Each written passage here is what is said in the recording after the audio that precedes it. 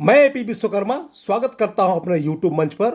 और आज का समाचार विश्लेषण में करेंगे कि आखिर बिहार के मुख्यमंत्री श्री नीतीश कुमार जी प्रधानमंत्री बनने के लिए 2024 में इतना क्यों फुदकते हैं और उनको किस बात का वहम है और वो क्या सोचते हैं और कितनी सच्चाई है, उनका समीकरण क्या है, उनका कैलकुलेशन क्या है। आज इस बात को हम पूरी तह तक जाएंगे और आपसे रिक्वेस्ट है, आपसे अनुरोध है कि आप पूरी वीडियो को शुरू से अंत तक देखें। एक एक बात को पता चल जाएगा कि वो क्या सोचते हैं और एक्चुअली में हकीकत क्या है। तो नंबर 1, वो सोचते हैं ये है कि वो एक विकास पुरुष हैं। बिहार में उन्होंने बहुत ज़्यादा काम कर दिया, बिहार को तरक्की करके देश का नंबर 1 या 2 स्टेट बना दिया, जबकि ऐसी कोई बात नहीं है। आज भी बिहार जिस पैदान पे 30 साल पहले था, 25 साल पहले था, आज भी वही है। जो लालू के समय में 22वां 23वां स्थान पर इंडिया में है, आज भी वहीं पर है। ये सोचते हैं कि सुशासन बाबू हम हैं, ऐसी कोई बात नहीं है। कभी थे तो थे, शुरुआती दौर में 2005 के दौर में कभी था, इनका लॉ एंड ऑर्डर अच्छा था, कहीं कोई डाउट नहीं है, कुछ दिन कंट्रोल में रहा, लेकिन आज के डेट में ऐसी कोई बात नहीं है। और जो भी विकास हुआ है वो इनके 2005 से 10 के कार्यकाल में ही हुआ है। उसके बाद ये सिर्फ जात पात धर्म, ये सेटिंग गेटिंग दिस दैट में रहे और विकास के नाम पर कुछ नहीं हुआ। आज भी समझिए कि बिहार जो है एक लेबर मजदूर का सबसे बड़ा हब है, सबसे बड़ा मजदूर बनाने का फैक्ट्री है, कारखाना है। अगर इतना ही विकास होता तो यहाँ के लोग क्यों पलायन करते, क्यों पूरे देश में घूमते रहते मजदूरी करने के लिए। इसका मतलब यह है कि ग्राउंड लेवल पर कोई विकास नहीं हुआ है। हाँ, ये बात सही है कि चूंकि 15 साल के दौरान जो है, मतलब 90 से 2005 तक ये लालू प्रसाद यादव ने कुछ नहीं किया, तो क्या होता है कि जैसे सपोज कीजिए कोई अंधेरा घर है, बिल्कुल अंधेरा है, उसमें नीतीश कुमार आकर एक माचिस का तीली भी जला दिए तो लगता है कि बहुत ज़्यादा रोशनी हो गया, बहुत ज़्यादा डेवलपमेंट हो गया। जबकि सड़क, बिजली, पानी, शिक्षा, अस्पताल, ये सब बिल्कुल बुनियादी चीज़ें हैं और इसमें शुरू से होना चाहिए। लेकिन जब कुछ नहीं था 15 साल जो है, चूंकि लालू यादव 15 साल कुछ नहीं किए, सिर्फ नरसंहार करवाए या गुंडागर्दी हुआ या अपहरण का उद्योग चला, खाली घोटालाबाजी हुआ, सिर्फ नेतागिरी हुआ, लेकिन ग्राउंड लेवल पे काम कुछ नहीं हुआ। हाँ, लेकिन 2005 से 10 के बीच नीतीश कुमार आकर थोड़ा बहुत किए हैं। वो अंधेरे रूम में एक तिली जलाए हैं, उम्मीद की रोशनी जलाए हैं। इसी का नतीजा हुआ कि 18 साल से मुख्यमंत्री हैं वो, किसी न किसी रूप से अपना सेटिंग बैठा के मुख्यमंत्री हैं। चूंकि मुख्यमंत्री के लायक नहीं है फिर भी मुख्यमंत्री है। आज स्थिति ये है कि वो बिहार में वो तीसरे नंबर की पार्टी है। देखिए, देश का दुर्भाग्य भी देखिए या संविधान का दुर्भाग्य देखिए कि जो सबसे बड़ी पार्टी का नेता है वो डिप्टी सीएम है, जो सेकेंड लार्जेस्ट पार्टी है वो ओपोजिशन में बैठा हुआ है, और जो तीसरे नंबर की पार्टी है मुख्यमंत्री बने हुए हैं। इसको आप विडंबना नहीं कहिएगा तो क्या कहिएगा। दूसरा, इनको गलतफहमी है कि ये बहुत सीनियर हैं, बहुत एक्सपीरियंस्ड हैं और ये सब कुछ लीडर जो है कंट्रोल कर लेंगे, अनुभव की कमी नहीं है। हाँ ठीक है, इसमें कहीं कोई डाउट नहीं कि इनका बहुत लंबा अनुभव रहा है। इनका प्रशासनिक अनुभव या किसी भी तरह के एमपी के रूप में अनुभव, मिनिस्टर के रूप में अनुभव, सीएम के रूप में अनुभव, इनका अनुभव में एक्सपीरियंस में कोई कमी नहीं है। लेकिन साथ में इनको साथ एक पलटू राम का टैग भी है। ये जहाँ भी रहे ये लोकतांत्रिक प्रक्रिया को जो है बिल्कुल मैंने एक तरह से अच्छा नहीं किए हैं। लोकतंत्र का जिस तरह से इन्होंने बेइज्जती किया, शायद भारत के इतिहास में ऐसा कोई नहीं किया। ये प्री अलायंस करके चुनाव लड़ते हैं आरजेडी के साथ, सरकार चलाते हैं बीजेपी के साथ। जब बीजेपी के साथ प्री अलायंस करके चुनाव लड़ते हैं तो सरकार चलाते हैं आरजेडी के साथ। मैंने ऐसी पलटू राम की छवि है कि इनकी क्रेडिबिलिटी बिल्कुल खत्म हो गई, जीरो हो गई। आज के डेट में इनको कोई भरोसा नहीं करता है। अभी ये महागठबंधन में है, अगर मान ली महागठबंधन में अगर मान लें इनको 20-25 सीट अगर इनको मिल भी जाएगा तो क्या गारंटी है कि फिर बीजेपी में नहीं जाके मिल जाएंगे। बीजेपी कहीं इनको राष्ट्रपति बना दे, उपराष्ट्रपति बना दे, कहीं क्या गवर्नर बना दे या कुछ भी लॉलीपॉप दे सकता है। तो ये इनकी जिसकी क्रेडिबिलिटी खत्म हो जाती है उस पर कोई भरोसा नहीं कर सकता। और आज के डेट में यही है कि इनकी क्रेडिबिलिटी जीरो है। इनमें पलटू राम का टैग लगा हुआ है, ये कहीं भी जा सकते हैं, कुछ भी कर सकते हैं, इनको कोई गारंटी नहीं है। लेकिन एक्सपीरियंस्ड रहते हुए एक लंबा प्रशासनिक अनुभव रहते हुए इनमें एक भरोसे की कमी है। जनता का भरोसा खत्म हो चुका है, इनकी क्रेडिबिलिटी खत्म हो चुकी है, इनकी विश्वसनीयता खत्म हो चुकी है और पलटू राम का टैग लग चुका है। नंबर 3, इनको अभी भी ऐसा लगता है कि इनमें जो 3C का एक यूएसपी था कि मतलब ना हम जो है ना क्राइम से कंप्रोमाइज करेंगे, ना हम करप्शन से कंप्रोमाइज करेंगे, ना ही हम कम्युनलिज्म है सांप्रदायिकता से कंप्रोमाइज करेंगे। आज तीनों की बात कर रहे हैं, तीनों से कंप्रोमाइज कर रहे हैं। जिस लालू यादव के अगेंस्ट ये पूरी जिंदगी लड़ते रहे, जंगल राज कह के जिसके शासन को उखाड़ कर फेंक दिए, आज उसी लालू यादव के गोद में सजा याफ्ता होते हुए भी लालू यादव को बहुत सारे चार्जेस हैं, लैंड फॉर जॉब, बहुत सारा IRCTC का घोटाला का केस चल रहा है। उसके बावजूद उनकी गोद में खेल रहे हैं और साथ मिलकर सरकार चला रहे हैं।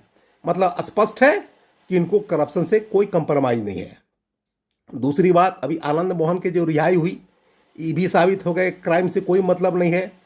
सिर्फ अपना कुर्सी बचाने के लिए, चिपकने के लिए किसी भी तरह का ये कंप्रोमाइज कर सकते हैं।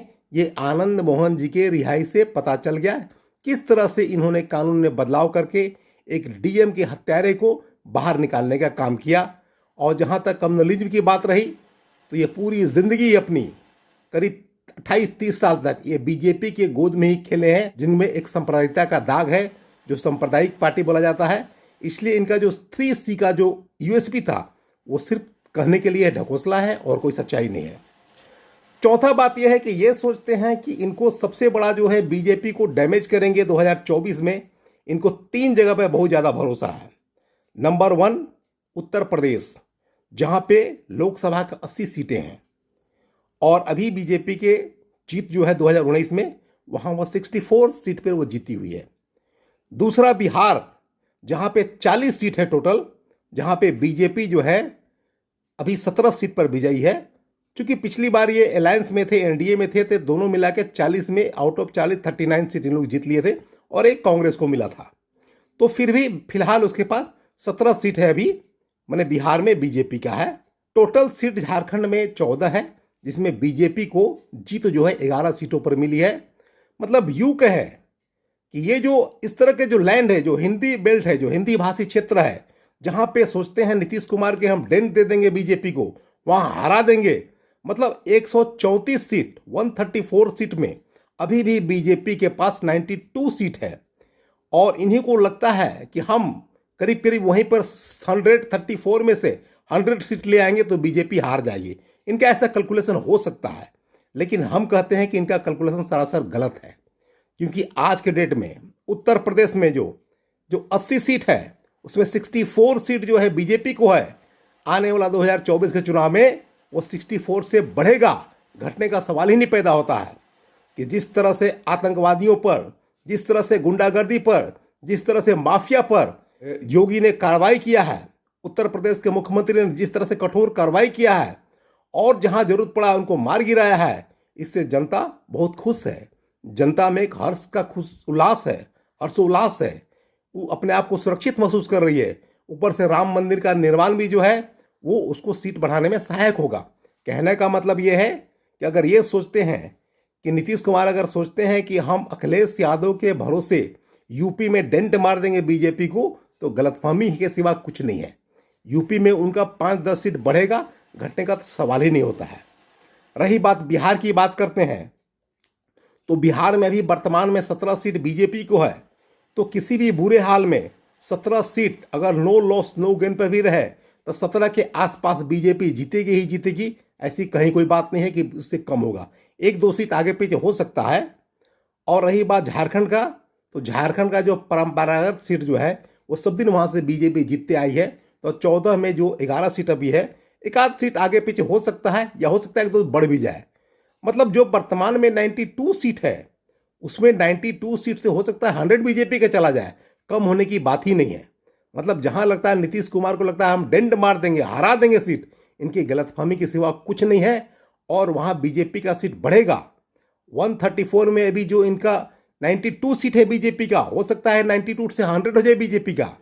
इसलिए किसी भी एंगल से आज के डेट में बीजेपी को हराना नीतीश कुमार जो फुदक रहे हैं संभव नहीं है। हाँ, ये भी सही है कि आज के डेट में जो है विपक्ष के पास जो है 63% वोट है और जो बीजेपी को प्रचंड बहुमत है मात्र 37% पे है। लेकिन विपक्ष में इतना वोटों का बिखराव है, इतना बटाव है कि इन लोग को एकजुट करना बड़ा मुश्किल है और इसलिए 37% वोट के साथ बीजेपी प्रचंड बहुमत में है।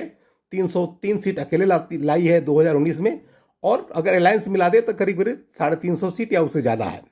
नहीं, कहने का मतलब यह है कि विपक्ष का जो है वोट बढ़ जाता है और बीजेपी का वोट जो है अभी भी एकजुट रहता है, इसलिए प्रचंड बहुमत से जीतती है। और विपक्ष के बाद ऐसा कोई क्रेडिबल चेहरा नहीं है, ऐसा कोई विश्वासी चेहरा नहीं है जिस पर जनता भरोसा कर सके। और नीतीश कुमार पर विपक्ष दाव लगा रहा है, महागठबंधन दाव लगा रहा है, जिसका दाव बहुत ज़्यादा सफल होने वाला नहीं है, ऐसा हमको लगता है। और पांचवा पॉइंट है, इनको ऐसा लगता है कि हम बहुत बड़ा वेल कोऑर्डिनेटर हैं, माने देश के सारे नेताओं को कोऑर्डिनेट कर लेंगे, मिला लेंगे और एक मंच पर ला करके हम बीजेपी को उखाड़ कर फेंक देंगे।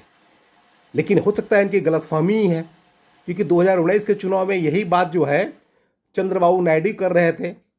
मतलब वो भी जो है उस समय तो वो आंध्र प्रदेश में अपनी माने बहुमत की सरकार चला रहे थे।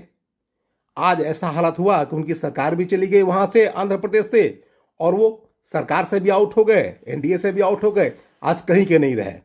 तो वही पहल नीतीश कुमार कर रहे हैं। इसलिए देखना ये होगा, क्या होगा कहना बड़ा मुश्किल है। लेकिन हमारा जो अनुमान है, मेरा जो मानना है कि बीजेपी को आज के डेट में हराना माने असंभव सा लग रहा है, क्योंकि विपक्ष के पास ऐसा कोई क्रेडिबल चेहरा ही नहीं है जो हरा सके। इसलिए नीतीश कुमार जी जितना फुदक रहे हैं, इनको फुदकने से कुछ नहीं होने जा रहा है। फिर भी आगे देखते हैं क्या होता है। और thanks for watching this video. अगर आप अभी तक चैनल पर नए हैं तो इसको सब्सक्राइब कर लें, एपी विश्वकर्मा चैनल को। साथ में वीडियो को लाइक करें, शेयर करें, और किसी भी तरह का वीडियो देखना चाहते हैं तो आप अपना सुझाव जरूर दें। और once again thanks for watching this video.